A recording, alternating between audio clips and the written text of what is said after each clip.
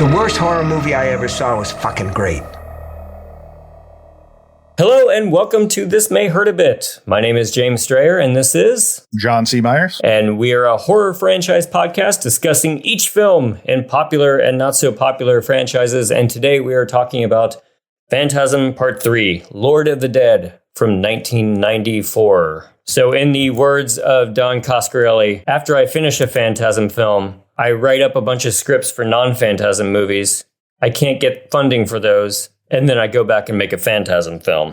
So the man has retired to his fate, and we're all the better for it, frankly. After Part 2, did you have any expectations of where Part 3 might go, or what was your overall thought going into it? I had no idea because like Part 2 just went, well, whatever, and I was expecting more just that. Yeah. I was expecting more like, well, what are they just going to do now? Because there's not, the internal logic is so whatever, so out there that they can kind of do whatever. So I kind of figured that it was going to start to have the same tone and look as 2 compared to 1. Sure. But other than that, I didn't have a whole lot of expectations going into it, other than that we would see spheres, we would see tall men, and that's about it. Yeah. In the intervening years, Reggie Bannister literally got a job as a mortuary assistant, which I find so charming and interesting. So if you were a Phantasm fan in California at that era, you could have walked into a funeral and seen one of your favorite action heroes delivering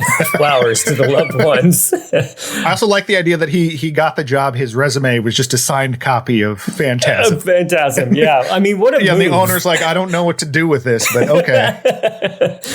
Coscarelli was a little disappointed with the unceremonious dumping of Phantasm Part 2, but as with a lot of these, it did pretty well on VHS sales. So for him, he just really wanted to get Mike and Jody back from the original film. And I think it's pretty apparent that Mike and Jody were kind of done with acting after the first film. When Reggie Bannister is your North Star in the performance and the crew, like, that can be good, that can be bad. I'm not passing judgment, but it is kind of apparent in this that, like, Mike and Jody don't quite stack up to Reggie as far as performance goes. Reggie just is way more comfortable in his skin, I think. Like, they changed the characters a lot, because Jody obviously is a completely sort of different thing. But Mike is so much more of a victim in this one compared to the previous. Oh, good call, yeah. Like, he's more just like things happen to him rather than like he does stuff. And I think some of that's like the reticence of Coscarelli's reticence to have Michael be a part of this, because that actor William Baldwin has just not been doing anything. So it's like, well, I can't put all my eggs in that basket. I don't know how great this guy's going to be. I have less money than I had for Phantasm 2. Right. So yeah, and so that brings Reggie Bannister to the forefront. He's definitely just taken over this franchise as the main character at this point, I think. Yeah. But at the same time, like, I don't want to dog on their performances too bad, because they just didn't want to act for a while. And also, like we've said about the first one, like, these films, especially now that Universal wasn't looking over his shoulder so much and he got to make the movie he wanted to make, it does have a feeling of like getting the band back together, getting the Phantasm family back together, where everybody does everything and you hang out, and so that charm will never be lost on me, even if I think that their performances aren't so hot in this movie. Even like behind the scenes people, he's got a lot of the same people. The Sphere Wranglers are a little bit different because they parted ways with the previous one after he like publicly talked crap on him. Sent a sphere after him. It does sort of have this feel of, there's a story about this wild movie called Tanny and the T-Rex. There's the story about it is that the director basically just had this animatronic T-Rex and went like, well, I'm just gonna try to make a movie around it. And so like on set they'd be like, well, what do we want to do next? Yeah. Well, this definitely has a sort of fly by the seat of the pants of like, I don't know, wouldn't this be cool? Yeah, let's try this. Yeah, so less dream logic, more like just shoot stuff that looks cool. Yeah, like I just want to find an excuse to jump a hearse. That's it. A pink hearse, yes. This one had a slightly lower budget, but does manage to look a lot cheaper somehow. And shot 9 years after or 6 years after Phantasm 2. So a lot of time. But we do open on a shot of the tall man gazing into one of the spheres. So it's right off the bat, the first shot is, those two things that you love from Phantasm? right here, baby. Like this is what you're getting in the new one. Yeah, this is fascinating to me because this is the first time that we see the tall man unobserved. Like every moment, the tall man that we've seen the tall man previously has been a character spying on him, looking at him, or him interacting with him. We're just going to see the tall man hanging out in his one-man apartment. Presumably he just rented a room in the fortune teller's house with all the candles. From part one. Yep. But this is tall man just after dark on his own. It's pretty cool. Yeah. And Angus Scrimm is so amazing. Yeah, like, gosh. He just does this little eyebrow moves that just blow me away. And like, he's not the most amazing actor in the world or anything, but he inhabits the tall man and makes the tall man a fascinating character because they are very loose with what the tall man is and what he does. But I think his menace really ties it together very nicely. Whenever they add some stupid power or some stupid bit of lore or something, I just think, it's Angus. Yeah. Like, it's fine. It's cool. It's fine. He'll sell it. Well, I wonder about that. Like, because, you have actors. I always think of Joe Piscopo on Saturday Night Live, where at a certain point, any sketch they would do of like Frank Sinatra, he'd be like, Frank wouldn't do that. Oh, gee whiz. I know that Angus Scrimm was really pissed at, there's a line in 2 he didn't like. Because it just felt demeaning to the tall man to tell him to like fuck off or something like that. Oh, yeah. But it had nothing to do with what the tall man did or didn't do. It was more just like, don't diminish the tall man like that. Yeah, we get several flashbacks from the first 2 films, and it's almost as if this is where they're setting up like, okay, yeah, we know we had a lot of Dream Logic stuff and a lot of weird edits in the first one. This is what we're going with. This is the actual story this time. We may go back and change that, but for now, just these are the facts you need to know. Yeah. And because it's so confusing because so much time has passed, as you said, like 4 or 6 years since the previous one. And then, 10 years the one before that. So anyone that's going to see this, if you'd seen the other ones, you're like, I don't remember what happened. I don't know what's real. Years. Who's dead? Yeah. And even... it wasn't a shot that was used at the end of part 2, but like mixed in with these flashbacks was a shot that just made me cackle with glee watching this by myself, which is, we know that the tall man died at the end of the second movie. New tall man just walks out of the other dimension, picks up that body of the old tall man and chucks it back through the portal, which made me laugh so hard. But then it also made me think, like, are there multiple tall mans? Is this one tall man, many forms, like God, Father, Son, and the Holy Spirit? I don't know. Is this a position to be attained in the other dimension? Like, do you try to work your way up from dwarf to tall man? And, I don't know. Like, why is there 2? But I don't know. It made me just like really chuckle, not just the shot, but like my brain went off into all this fanciful ideas of what the tall man is right there. Well, and I think I like that with the tall man because it's not like they change what's going on with him, but they never really just fully establish what his deal is in terms of like you said, is it a position? Is he, are you like a dwarf and you're having your boss sphere over for dinner in the hopes you'll get to promotion to be the tall man? This is really important to me, honey. Like, yeah. Are there middle managements that are just medium sized, average heights people? Like, I don't know. Yeah. Because I mean, I guess you would imagine that, because you're more powerful because the atmosphere on the planet or whatever bullshit reason they had for being small. Yeah. But I like that because the tall man is so just nebulous, but everything he does is creepy and terrifying. So I love it. I think it's great. Yeah.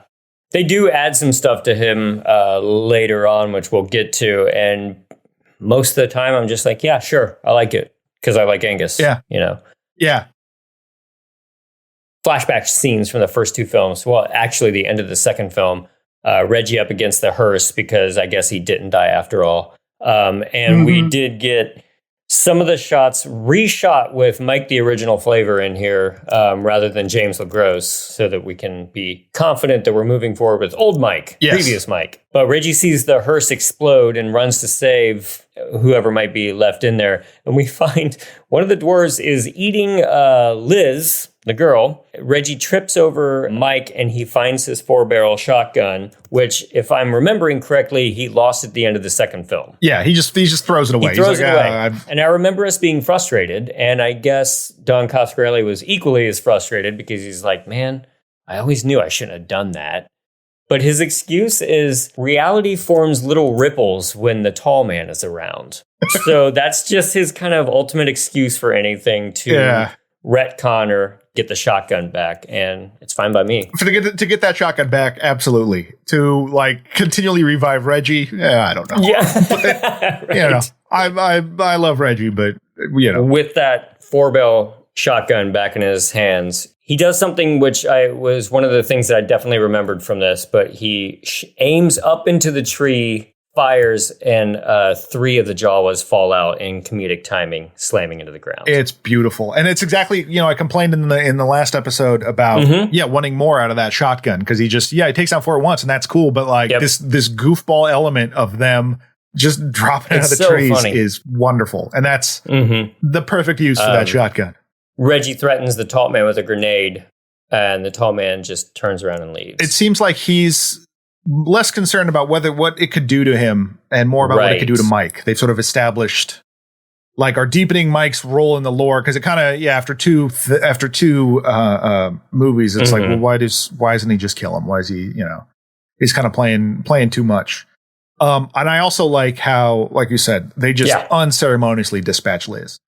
The thing that, like, Universal was like, well, you have to have a female protagonist, and, you know, Don Coscarelli went, well, we'll have a female in it anyway. And then, we don't have to anymore. Well, yeah, she's gone.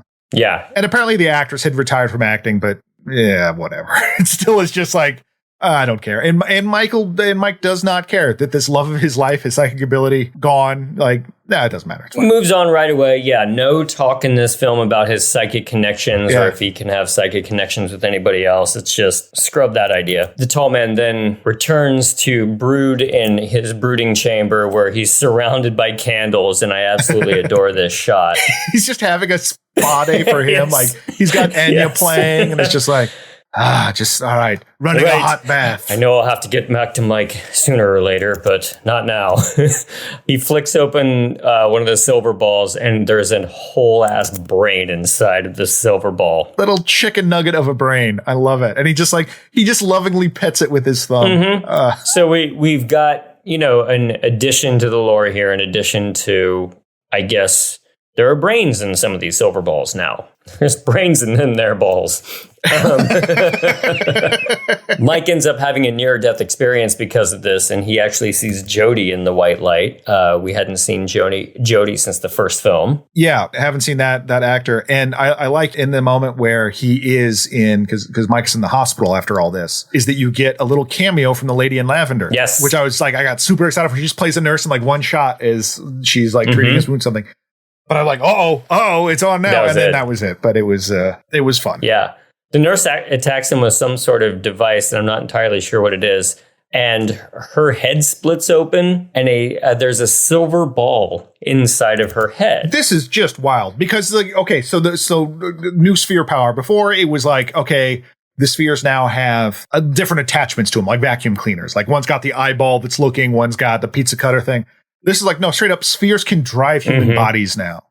And yeah, this other nurse, not the lady in lavender, starts attacking him, and then they fight. Reggie gets a mouthful of yellow goo, which is very funny. But the way that the sphere exits her head is after she's dispatched, there's just like this like these pressurized things around this manhole cover in her skull, basically, and a sphere comes out, and that got me so excited. I was like, okay, if we're going to get dumb with it, this is the kind of dumb I want to get. My notes literally say nurse's head splits open and a silver ball is inside. Love how the hair flicks off. Ball has an eyeball. I love this movie, which is full progression here. So there's a brain inside of a silver ball, but then the silver ball can go inside of a human's brain. Right. Whew. All right. Brains on brains.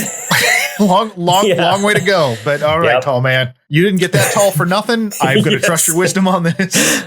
So Reggie has the 4-barrel out. Again, this thing never leaves his side now that he has it back. Yeah. So they find Jody. Jody. What the hell are you doing here? You're dead. So what else is new? Both Mike and Reggie can see him, and then Jody turns into a ball, like a sphere, but it's black. And he says, I knew he might lock on to me. So Jody is now back, but he's also a sentient sphere, but he's against the tall man, not for, I don't know. Like, I'm unsure how the Jodia sphere works here. I was initially too bummed to learn that apparently you keep aging after you die to pay attention to any of this other stuff. Because the years, I mean, and he's a handsome fellow. Nothing against him. He's just older. But yeah, he's Jody's a ball now. I want to say that like in the Oscar Isaac Rise of the Skywalker, they can fly now. Yep. Jody's a ball now. Jody's a ball now. But somehow Jody has returned. And it's like, okay, if you have to bring back this guy who is the only thing that is officially dead in any of this is okay.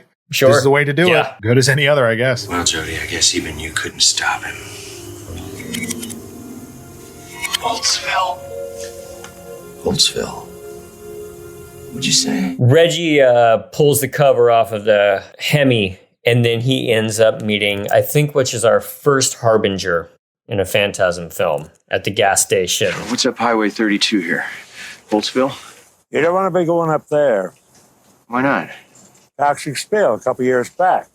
Oh, yes. That's funny because I was just thinking about how like, oh yeah, the Stone one doesn't really have that, but yeah, or like that this series didn't have that, but that's absolutely true. Basically says don't go that way. You know, there's only death that way, all that kind of stuff. It's got a death curse. Always like a good harbinger. Then they start doing the run through the small towns that are completely run down and deserted, just like in part 2. And I love that stuff still. I think there's just a lot you can do with the imagination of that kind of setup. Well, it's like we talked about in the previous one, I believe, as Michael brought up. It's this like rolling apocalypse in rural Oregon that like no one else knows about. That it's not like a big news story or something. It's not that the Coast Guard is getting called in or whatever. That sad little towns just being breaking news. Tall man strikes again.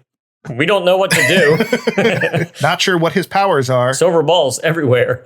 Reggie stops at one of these towns and he finds, of course, he immediately finds a sexy lady who puts a gun to his head. And 2 of her people jump Reggie and throw him in the trunk of his own car. So coming off of having just watched Predator 2, when I see these guys in these giant suits, I'm like, no, that's normal. That's how people dress. I'm like, wait a minute. No, it's not. These are Dick Tracy villains somehow in the Phantasm thing. And I kind of like the idea of like these other roving gangs going on, almost like the Walking Dead, where it's like, no, it's in the aftermath, how these people are getting around. But these people are ridiculous. And I guess in some test screenings, they were very divisive in the audience, but it's like, well, we can't get rid of them. They're too like integrated into the script. They're so integrated that they die and come back to life like 3 times by the end of the film. 3 times, yeah. You're going to see a lot of. I don't know how that's going to work with the In Memoriam, but it's again. Yep, this isn't a repeat. Coscarelli calls these guys the looters because evidently they're running around looting stuff from what the tall man has done to the town. They come through very much like The Walking Dead, I suppose. Find any last supplies and they take that. Well, and it's very interesting because in the context of what's about to happen, their cartoonishness makes sense, but the fact that they like just continue to be in the movie forever after that, it's like, oh, okay. Yeah. Although it would be weird to, at the same time, it would be weird to keep them penned into this small town that like this is just one very goofy ass town in Oregon, and then not explain. Yeah, because this is also where Reggie finds his first new buddy because Michael gets taken away. Michael is gone by that. After he's locked up, the tall man locks onto Jody, and turns the ball into a moon. Basically, like Jody goes to attack him and like he freezes it, I guess, even though I don't know what he does because we know the tall man doesn't like cold, but a bunch of smoke hits it and the ball looks like the moon and then falls over. Reggie grabs it. And so you're left with just Reggie. And this movie is like ice cream for dinner. Like, it sounds like, oh, Reggie, that sounds great. And you're like, this is a lot of Reggie. I should probably have some vegetables or something. So we get to meet Reggie's new companion coming up here in this town. After the looters kidnap Reggie and take his car, they drive into they drive their pink hearse, which I love that they have a pink hearse. Because why wouldn't in this world? Yeah. Really, these three people having a pink hearse makes more sense than any other character that we've met thus far. But they drive up to this 7th guest-ass looking house. And they're like, oh, a house that apparently is the only one in this town. Let's go here. And then we get a very ridiculous thing. We get a house that's full of booby traps put together by a character named Tim. Did you say he's about 12 years old? I would say probably about that, yeah. I feel like Mike was a little older in the first film. This kid seems more kid-like, definitely. But he basically has an extremely lethal Home Alone house going. Yeah. It's like this kid grew up to be Jigsaw. Yeah, right. And this is... Because there's still the clown motif going on, and his traps are meant to kill you. Yes. And this kid is a psychopath. Well, first of all, when they come through the house, when the tall goon enters, and first of all, because there's the woman, a super tall guy, and this like Micro Machines looking guy. And when the tall guy walks into the house, there's this old couple. Oh yeah. So that he can see from the porthole of the house. They're just, you can tell that they're just dolls. But he walks in and immediately shoots one in the head. Must be deaf. Why didn't they just kill Reggie then? Yeah. You can't kill Reggie, first of all. But then the door slams behind them. This like metal door, and this voice talking puppet is like, "You're in trouble. You're in trouble." And a clown dangling from the ceiling, covered in knives, swings down to stab who's ever supposed to be going up the stairs into the door. Yeah. Like, that's your opening move. Not like knock him out, but just a clown full of knives. Nightmarish. Yeah. That seems like a Tom Waits album or something, like a clown full of knives. Totally. But yeah, the house is full of booby traps. He immediately throws an axe and hit the lady right in the forehead. Murder! Just straight up murder! I mean, granted, like, they were attacking him, but still, not fun, wacky, knocking out. Murder. Then he tosses a frisbee that has razor blades in the side of it that, like, kind of flies like a boomerang, really. And slices he arcs that thing real well. Slices the third guy's throat. And I'm just like, yeah, we've come a long way since Phantasm Part 1. Like a frisbee with razor blades. Now we've got Hard Ticket to Hawaii reference. This is a ridiculous movie. I highly recommend it to anyone that hates themselves. But yeah, that involves a frisbee with razor blades. And as well, so when I saw that, I was like, Don, you're ripping off Andy Sedaris? What are you doing? But yeah, it's brutal because he slits that guy's throat and the guy like chokes and dies. And then the Micro Machines guy goes to chase after him, falls into a pit. And then the kid unceremoniously shoots him in the head in a pit. This is psychotic, but the movie's like whoop-a-doo about it. I don't know. I get worried anytime a kid enters a horror movie, but I don't mind this kid too much, and maybe it's because they started him. He's not overly precocious, and they just started him off as a straight-up killer instead of like trying to be cute too. So he works a little bit better for me than some other like kids in horror films, I suppose. He releases Reggie from the trunk, after he shoots the guy in the head, and he just straight up says, "The tall man got my family." And then, he calls, I guess, the dwarves lurkers. So they put a name to the dwarf right there, the lurkers. Tells the story of his father dying, the tall man coming along and exhuming him from the cemetery. There's a whole bunch of callbacks during this sequence, even ending with Reggie sitting by the fire with Tim as Tim tells him the story, just like the end of the first Phantasm. Reggie loves hanging out with small boys by fireplaces. But this scene was driving me nuts because the whole thing is that, like, this has started to happen in his town. His dad dies. They claim it was a heart attack. And their funeral, Tim is waiting because they have not covered up his father yet. And he's waiting there all night. And finally his mom comes to get him and is like, "Hey, you need to go." It's like they left him uncovered. And as they're leaving, they see the tall man show up and get the casket. Here's the thing, tall man. You are building slave labor. That's your whole thing.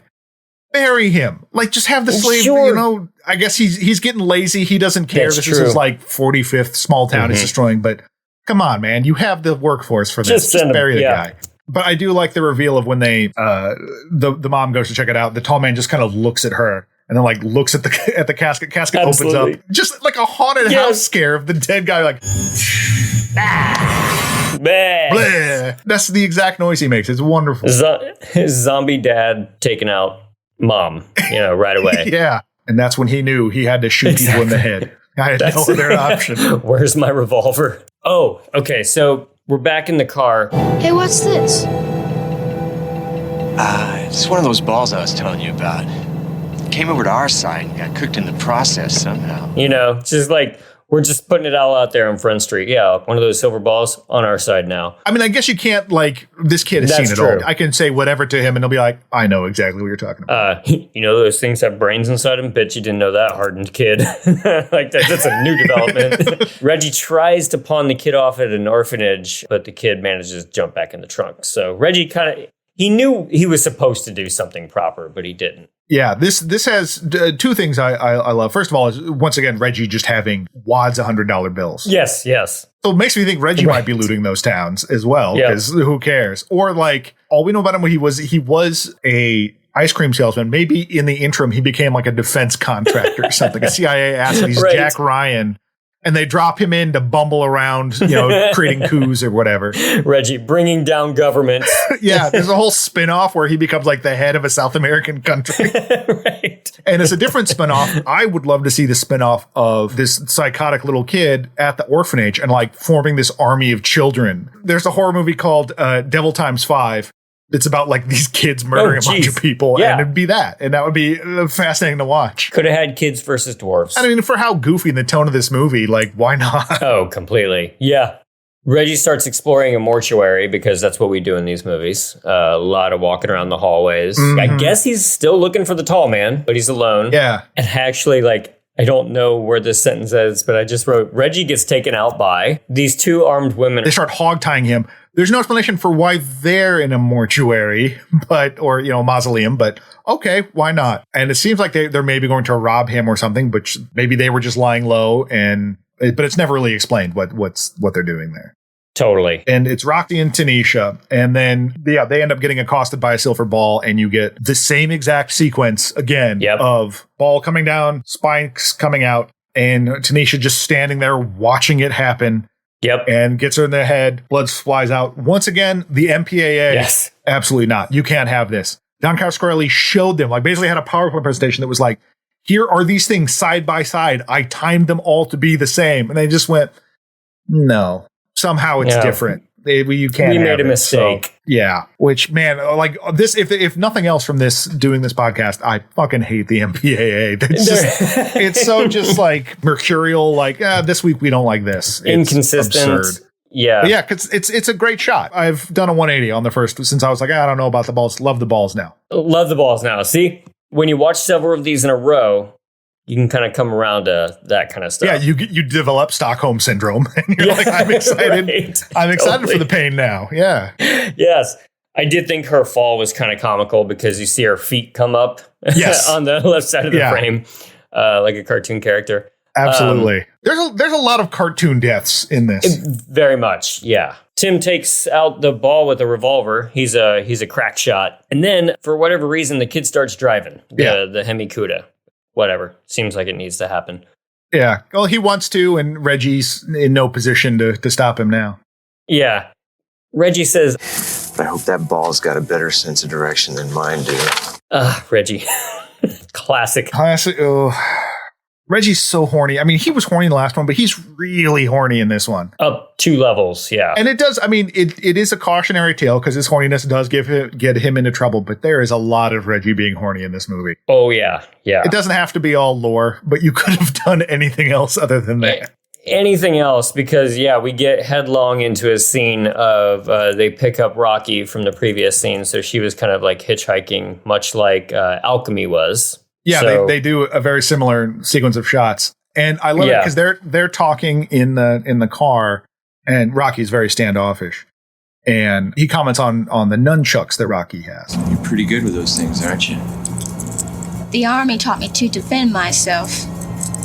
These just keep people from getting too close.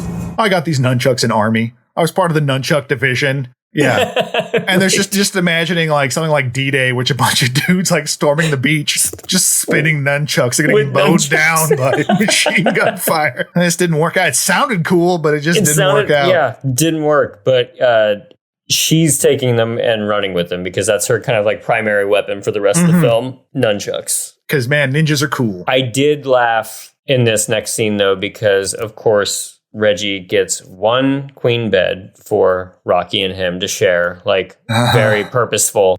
Gets hard on the road. Yes, it's a very like kind of typical scene that you see coming. But what made me laugh is there's a hilarious cut like to them just like looking at the bed and then them just laying in the bed. There's no like getting ready for bed, unpacking, anything like that. It's just like cut to them laying fully clothed in the bed. Well, and what's great about it is that his plan involves leaving a child in a car overnight because he that too. Laid. Got it. Yes, I forgot about that. He's like, no, stay in the car. Daddy's got business. Yes. So Rocky fools Reggie a little bit and ends up handcuffing him to the bed, turning over and saying, "Good night, Reggie." Yeah, just thwarting his horny desires. Thank you. I'm on Team Rocky right here. Yeah, thank you, Rocky. Yes. Next morning, Reggie and Rocky drive through a new town. They see a line of hearses, which I kind of like that shot. And then that was apparently a big deal because they could get like when people found out they could be a part of this and had hearses, they were so excited. Hearse clubs, like just kind of like flocked to be part of this shot. Yeah, I dig that. And then some gravers attack the car because we have to have like 2 or 3 car chases in every Phantasm film. Ugh. Okay. So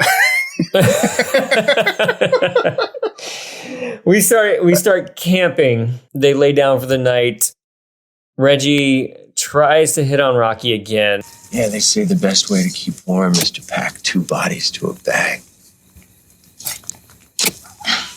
Dream on, Reg. Reggie starts just going right into a sex dream where he's having sex with Rocky and wearing his 2 shirts still, which is my favorite part. Yeah. So Jody just starts talking to Reggie in this dream. This is all very awkward to watch and all of that, but it does lead me to like a pretty funny line though. I think that Jody says like after they walk out of the hotel room where the dream is taking place, they walk into this like desert scape. Wait, where the hell are we? I don't know, man. Somewhere in your mind. That's what Reggie's mind is, just him having sex with whatever woman he was previously talking to. He had just recently seen. Yes, and then desert, with Jody hanging out. Yeah. God.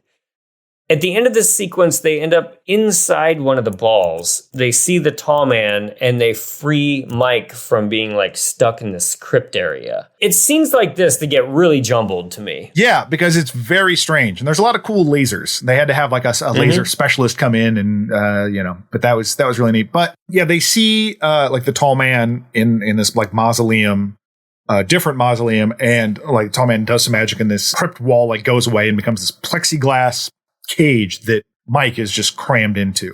And I guess like he was actually like they jammed him into this tiny space and it was incredibly claustrophobic and scary. Yeah, no thanks. The 2 looks into the tall man. One is Jody explaining it to Reggie and one is Jody explaining it to Mike. And so it's easy to get those 2 confused. Yeah. It's a lot of like dream cuts, waking up, and then weird stuff happens still. Yeah. They do, Reggie wakes up because that was partially a dream, I suppose. Because they escape with Mike. They get Mike out of there. Yes. Jody turns into a sphere off camera and rescues Mike. So the tall man starts coming through the gate at the campsite. And Reggie is considering going through the gate, but does not, like the end of the first film. And I do love this bit, though, because the tall man's hands come through the gate. Reggie turns off the gate. The hands are severed. Yes. Fall to the ground and turn into little purple creatures again. Skittering creatures. At first, they're like the kid notices. He's like, what happened to his hands? And they look down and it's like, they're just shredded latex gloves. That's what they are. Yep. But then it gets weird. I love this. Like, it's like a riff on the first one with the fingers turning into that weird fuzzy fly. There you go. I didn't think of that. I thought of that near the end of part 2 where the purple tentacle thing comes out of the tall man's head. Yeah. Because these look similar to that. Like, I guess this is what the inside of the tall man looks like. Yeah, because apparently like one of the hands have gotten into this bag. When they open it up, this thing it's like double jawed, which is just cool, and it's still crawling around like a hand thing, and it climbs on Reggie's head. They get it off his head, they cut off one of the fingers that's up his nose, and it's way up there. And that was I like that reveal. It was one of those like magician pulling a whole bunch of handkerchiefs out of his mouth, but that was very creepy. And then the thing like starts crawling up Reggie's leg, and Roxy stabs Reggie almost in the crotch to kill it. Damn, that was close. Cost of what? But it's so much more fun than its predecessor. Yeah. As we said, the first was so low budget and whatever. It was a little bit like, okay, this is kind of corny. But this scene was actually fun. I enjoyed it. Yeah. I didn't even think of the callback to the finger to the fly, too. Yeah, that makes a lot more sense. But it's also just that, like, what the fuck is the tall man? Yeah. Is he like 5 or 6 of these purple things in a trench coat stacked on top of each other? Or a suit in this case? Yeah, we've tried to get into an R-rated movie, and then we're like, wait a minute, why don't we start an intergalactic slave ring instead? Exactly. Yeah, I did really like that bit, and I like it even more now that I think of it as a callback to the fly in the first one. So, more driving. Wouldn't be a Phantasm movie without a car chase. And this we get the 3 looters are now zombie cartoon characters, basically driving their pink hearse.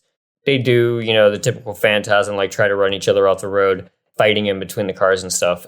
But then the hearse does a pretty remarkable stunt, actually, for the budget on this thing. Like, it's one of those ones where I cringed watching it, but in a good way. Like, I was afraid for whoever was in there because of the way it spun. But they managed to go up a ramp, flip the car, land hard type of thing. But evidently the stuntman, just like the fire marshal in part 2, was a big time Phantasm fan, and he wanted to do a stunt that was so crazy and off the wall that he could dedicate to Phantasm. And much like the explosion in part 2, there was a highway patrol man there. Like, they had a crowd that was coming to watch him, including the stuntman's dad showed up, like, unexpectedly. He's like, looks up and there's his dad, and his dad is filming it and is like, I'm so proud of my boy. And he was like, oh my God, that's so sweet. But so just before he did the stunt, Bob Ivy is the stuntman. The highway patrol came over to me and said, we're going to have a radar gun on you, and if you go over the speed limit, we're going to shut you down. So it's pretty bummed because that's too slow. And I was getting ready, as I was getting this starting position, Don came over and said, I don't care if they shut us down. Just go as fast as you want. And that's all I needed to hear. And then, the guy didn't do anything to him, obviously. And then she said, so the speedometer on the hearse wasn't working, but I pretty much floored it all the way to the ramp. I was knocked out immediately. When you see it flipping through the air, I'm already unconscious at that point. So there is just a knocked out guy in the car as it's spinning. And they had it all set up. They had like this van position because there was like some camera people over like further down the track. And they're like, if this thing lands on its wheels, it's going to take off like a shot. And so if that happens, the van's going to drive forward to stop it. Like, so it hits the van. Yeah. So it's like all the weird logistics behind doing something like this.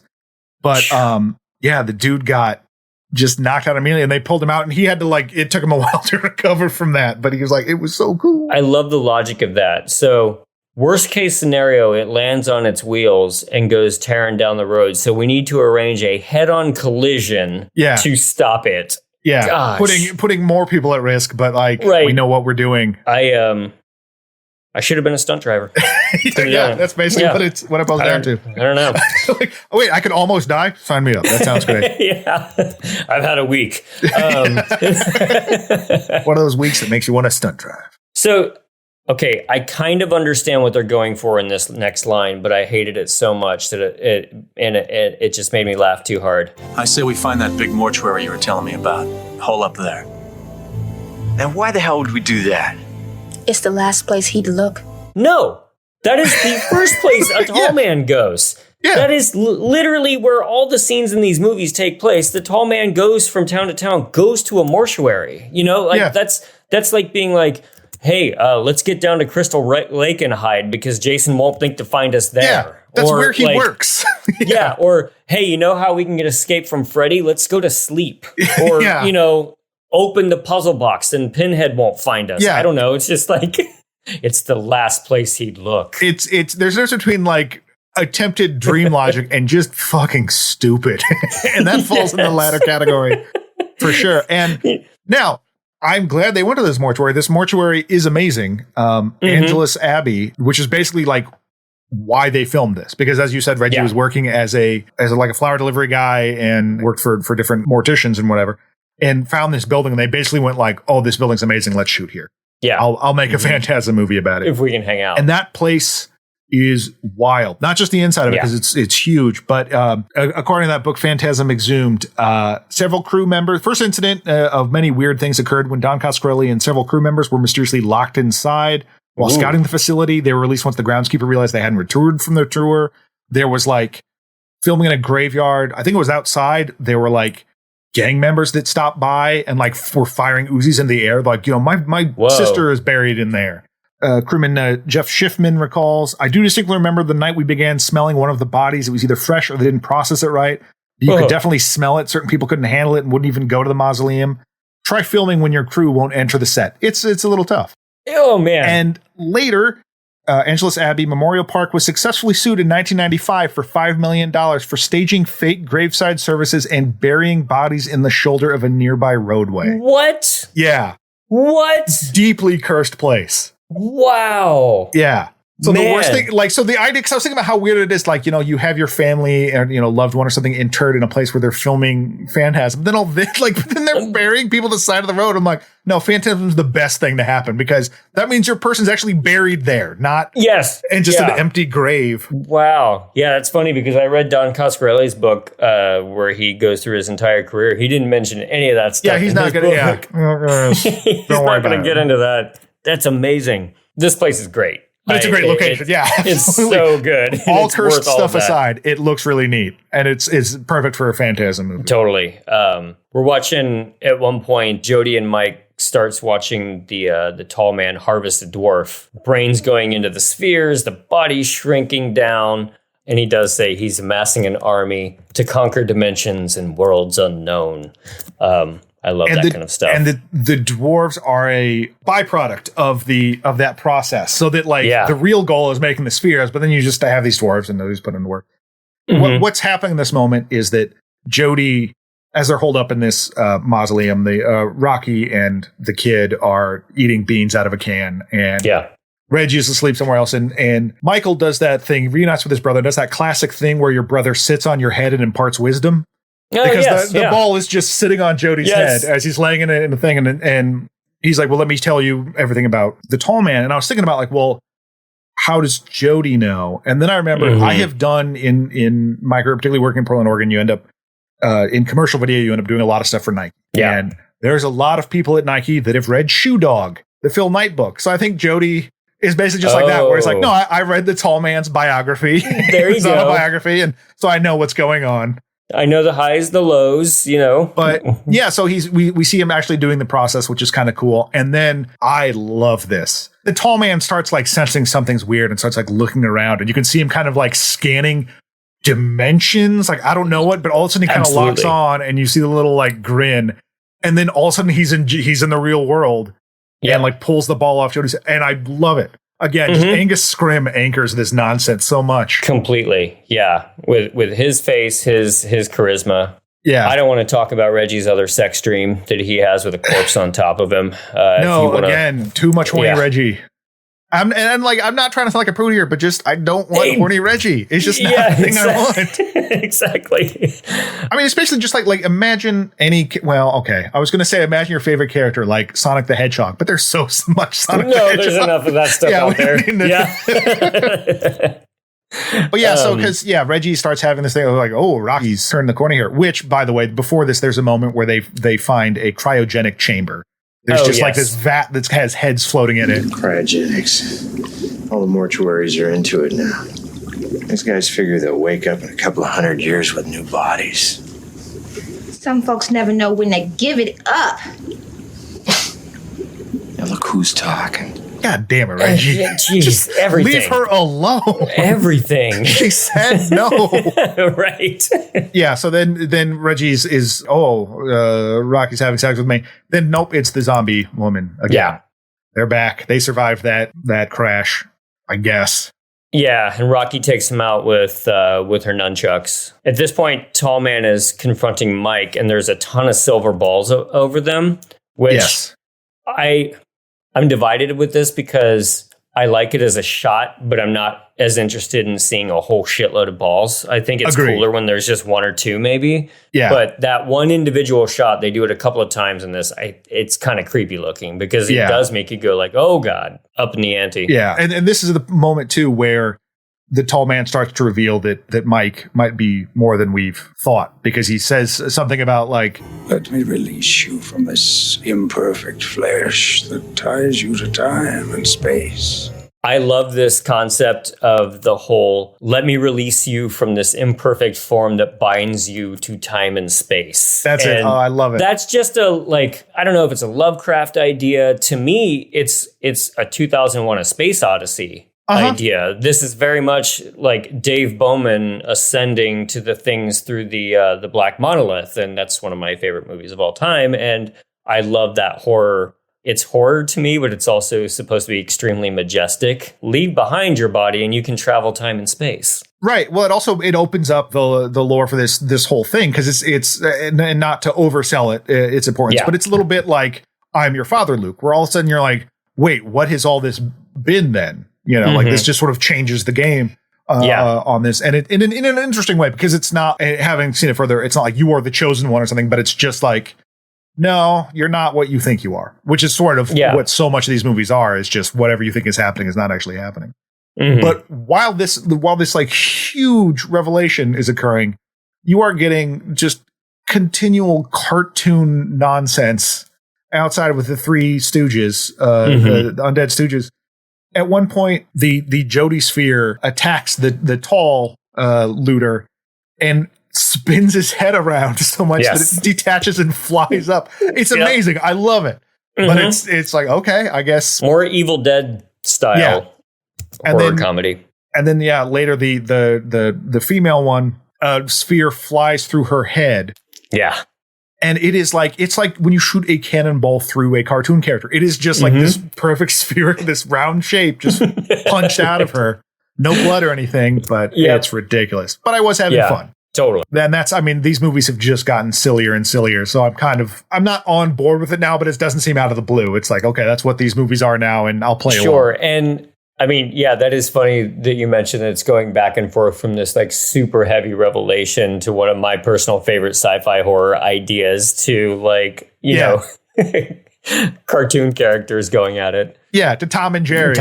But with yellow blood, Which I also like that basically the kid now has a Swiss Army Jody. Yes. Because he's strapped down and uses the ball to, like, when he has the ball to cut him out, and just Jody does whatever you need him to. Rocky ends up spearing the tall man, throwing him in a freezer because he hates cold. Yeah, it's like 3 movies later, it finally comes back. Yeah, and I think Reggie even says something like that. Like, why didn't you tell me he hated the cold before, Yeah. But I love that moment when he grabs the spear and like his hands are just melting away. They look like raw chicken. There's just some great effects in this. Yeah. They look like chicken breast. Yeah. Disgusting. This part is cool. It definitely works for me, but it's a little bit of a letdown after how cool the end of part 2 is. Because that one was so, like, the eyeballs exploding. Like, they went all out on that one. Yeah. So this one's a little bit of a letdown, but that's okay. Of course, sphere springs force from the tall man's face. Goes a gold sphere goes out through a window and chases Tim. Is this where the ball goes through the punk's face, the looter's face? I think so. Yeah, that's where it is, because it's the gold ball that does it. And then Mike discovers that he has a ball in his brain too, because the tall man has been like drilling into his head, and he kind of lifts up his hair and kind of sees that underneath, pulls a flat back his sphere. Yeah. He becomes Orbeon, the living sphere. I mean, he might. I don't know. But that was the first thing I thought of when I saw it. I was like, this seems like the start of a DC Comics thing. Exactly, yeah. Reggie, okay, this is kind of stupid. Reggie catches the ball with a toilet plunger. Yep. Yeah. I mean, that's one of those, like, were they on set and they needed to figure something else out? Right. And they're just like, well, a plunger could work, I guess. Let's just do it. It feels a little bit like, the tall man not wanting to be like, don't say that, it will demean the tall man. You just caught your villain with a plunger. Yes. Like, come on. That is humiliating. And then, I just wrote down, they plunge the ball into a freezy thingy, which I guess is just like, whenever you need a barrel of liquid nitrogen in a horror movie, like, it's around. You can find it. So he plunges that ball into the barrel of nitrogen. Mike has silver eyes and a ball brain at this point. Yeah. Jody says, be patient, Reg. Don't believe everything you see. What the hell's that supposed to mean? Seeing is easy. Understanding, well, takes a little more time. He turns into a ball. Rocky shows up with a hearse and then just promptly leaves.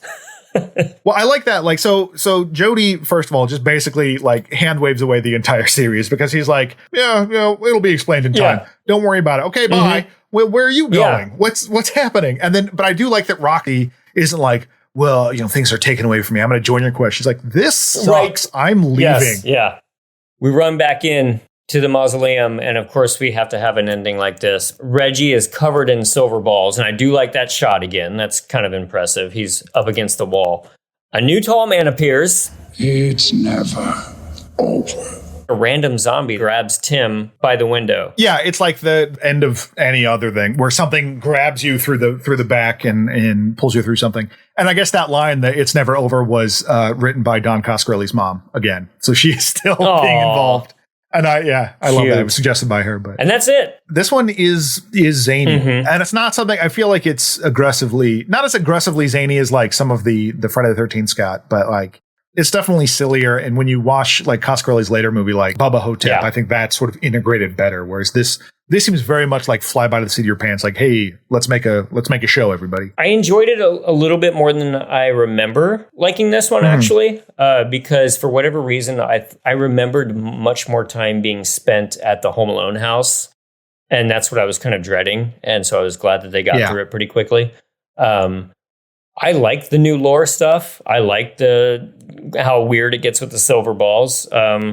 But yeah, to me, the big weak link is just like killing the looters over and over again. That got kind of boring and repetitive. That got really repetitive, yeah. But these movies are starting to be really repetitive, and that they have something really repetitive in them. And this was another example, kind of like 2, where like this just got kind of dumped. Yeah. They had a thing where they tried to like some Fangoria convention where they had like the tall man show up, and he actually won a chainsaw award, which is fun. And like then like it was kind of almost, was it straight to video? Yes, I think it was straight to video. This went straight to video. When they released it, guess what came out a week before?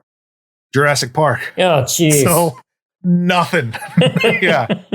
Well, so perhaps in recent commercial failure of Army of Darkness had some bearing on MCA's reluctance, especially in light of Phantasm 2's meager earnings. Neither 1993 nor 1994 were particularly strong horror years for the studio. Phantasm 3 marked MCA's only horror genre output for 1994. Huh. Wow. So by this time, like, a lot of the horror craze of the 80s had like died down that wave. That's true. And that's why they got in the first place. Like, oh man, we want a part of this. And then it's kind of not doing so much. The studio did emphasize, however, that it outgrossed Serial Mom, Cops and Robertsons, and Bad Girls in, quote, some regions. Some regions. In some regions. So that's, again, according to Phantasm Exhumed. But I just love that. Well, okay, we did better than Cops and Robertsons. Yes, yeah. I actually like Serial Mom. Right. But the other two are like, I don't know. Yeah. Okay. Well, even though each of the looters died maybe 2 or 3 times, we'll have to figure out how we want to honor their deaths. I've also found it a little bit difficult to track all of the lurkers who die in this. Like you get 4, you get 7. But anyway, let's honor our dead.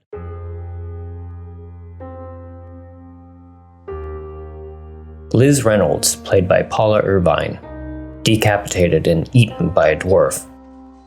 4 dwarves, shot by Reggie. Nurse, played by Irene Rosen, stabbed in throat with IV needle. Edna, played by Cindy Amahul, struck in the head by a tomahawk from Tim. Rufus, played by Brooks Gardner, throat slashed with a razor blade frisbee.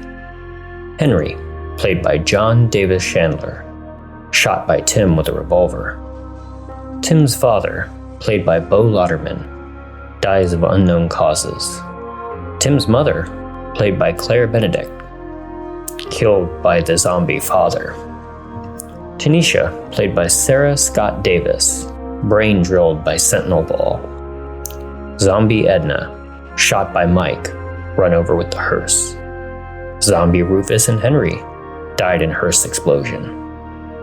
Zombie Rufus again, impaled in the head by Jody's spear form. Zombie Henry, shot by Reggie with a shotgun. And Zombie Edna again, head punched through with a sentinel ball.